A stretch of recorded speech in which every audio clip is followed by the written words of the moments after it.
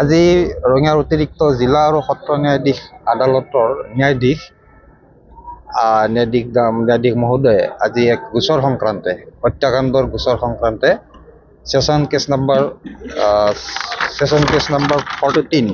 14/17 আৰু Rangia PS case number 37/2012 under section 143, 149, 302 of the IPC যিটো হত্যাকাণ্ডৰ গোচৰ এই গোচৰ সংক্ৰান্তে মহামান্য আদালতে এই গোচৰৰ 7জন আসামী আতবৰ ৰহমান, আয়ুবৰ ৰহমান, মুজিবুৰ ৰহমান, আব্দুল আলী, হায়দৰ আলী, আসান আলী আৰু হুছেইন আলী এই প্ৰত্যেককে যাৱজ্জীৱন কাৰাদণ্ডৰে দোষী সাব্যস্ত কৰিছে। লগতে 5,000 টকাৰ প্ৰত্যেককে জৰিমনা বিহিছে আৰু 5,000 টকাৰ জৰিমনা অবিহনে প্ৰত্যেকে দুচকীয়া বাহন আৰু পেট্ৰলৰ আকাশলংঘী মূল্য বৃদ্ধিয়ে জলাকলা খুৱাইছে নেকি আপোনাক?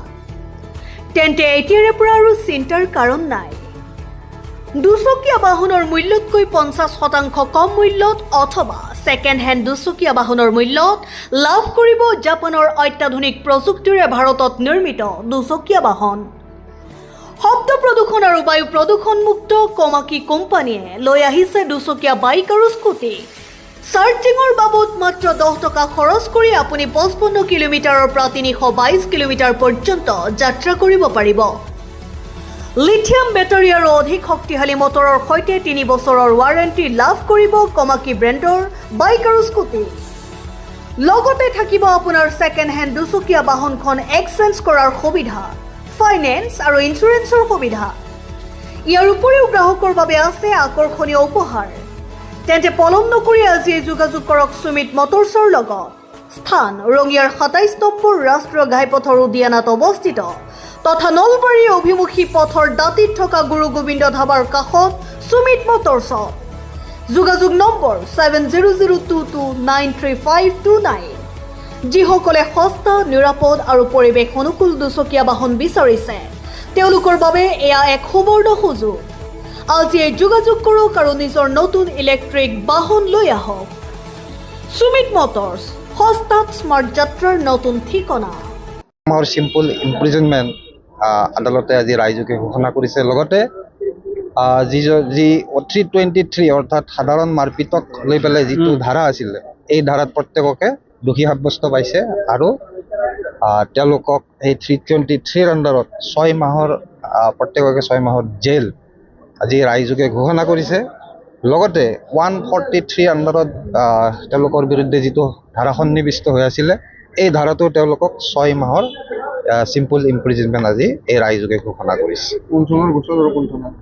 এই গোচৰটো হৈছিলে 26/1/2012 তাৰিখে আমাৰ ৰঙিয়াৰ থানাৰ অন্তৰ্গত চিৰাখুন্দি গাঁৱত। তাতে এটা ৰাস্তাক লৈ পেলাই দুয়ো পক্ষৰ মাজত মানে এখন প্ৰথমতে কাজিয়া লাগিছিলে আৰু সেই কাজিয়াত যিহেতু জয়নাল আলী অৰ্থাৎ ইনফৰমেণ্ট জাকিৰ হুছেইনৰ ককায়েক জয়নাল আলী সেই ঠাইতে আছিলে। গতিকে তেওঁক এই আসামীয়ে প্ৰচণ্ডভাৱে মূৰত কোৰেৰে তেওঁক আক্ৰমণ কৰে, আঘাত কৰে আৰু বাকী লগত যিখিনি আসামী আছিল প্ৰত্যেকে হাতত দা, লাঠি এইবিলাক লৈ পেলাই আক্ৰমণ কৰে, যাৰ ফলত তেওঁ প্ৰচণ্ডভাৱে আঘাত হয় আৰু তেওঁক লগে লগে ৰঙিয়াৰ মেডিকেললৈ তেওঁক ৰেফাৰ কৰিছিলে চিকিৎসাৰ বাবে। আৰু যিটো ৰঙিয়াত তেওঁ সুস্থ নহ'ল তেওঁক GMC লৈ তেওঁক প্ৰেৰণ কৰিলে আৰু GMCত 21 দিন চিকিৎসাৰ অন্তত তেওঁৰ মৃত্যু হৈছিল। সেশন কেছ নম্বৰ 14/17 এই গোচৰৰ মই গোচৰীয়া হওঁ আৰু ভিক্টিম জয়নাল আলী মোৰ দাদা হয়।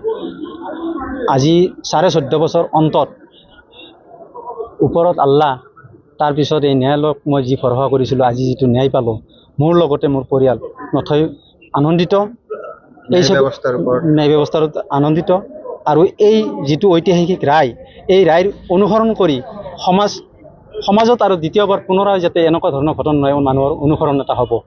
আৰু এই চেগতে মই সত্ৰ ন্যায়াধীশ আদালতৰ ন্যায়াধীশ মহামান্য মুকুল চেতিয়া ছাৰক আন্তৰিক অভিনন্দন আৰু শুভেচ্ছা জনালোঁ আৰু লগতে চৰকাৰী পক্ষৰ অধিবক্তা দেৱজিৎ শইকীয়া ডাঙৰীকো মই ধন্যবাদ জ্ঞাপন কৰিলোঁ।